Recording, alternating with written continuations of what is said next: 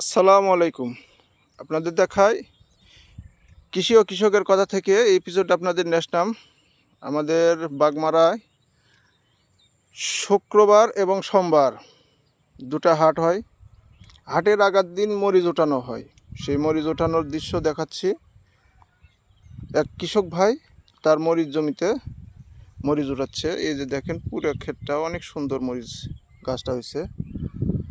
তো জিজ্ঞেস করি মরিচের খরচাপাতি আর দাম, এতে কৃষকরা সন্তুষ্ট কিনা।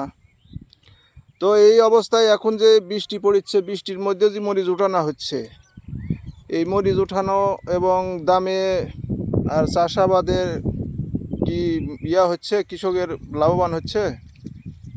বর্তমান যে দাম আছে, বাজার মূল্য যা আছে, তাতে আমরা যা পরিশ্রম করছি, যা খরচ করছি এই ফসলে, সেই অনুপাতে এই দাম বহাল থাকলে আমরা মোটামুটি আশাবাদী যে আমরা লাভবান হব। মানে তো মরিচে মরিচ এখনো লাভবান হবে। পর্যাপ্ত পরিমাণে আসে নাই, নতুনভাবে কেবল শুরু হয়েছে ওঠানো। তো মরিচের গাছ বাড়তি মুখে আছে। মরিচের দেখেন গাছ বাড়তি মরিচের মুখে গাছে আছে, হ্যাঁ, রোগবালা মুক্ত গাছ। রোগ বালাই মুক্ত আছে, আল্লাহর রহমতে খুবই ভালো আছে।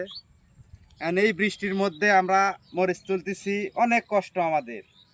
সেই কষ্ট অনুপাতে আমরা ফসলের দাম পাই না, এটা আমাদের সবচেয়ে দুর্ভাগ্য যে এই বৃষ্টির মধ্যে আমরা মরিচ তুলতেছি, সেই মরিচ নিয়ে বাজারে সঠিকভাবে সঠিক দামে বেচতে পারি না, বিভিন্ন ফসলে আমরা লস খাই।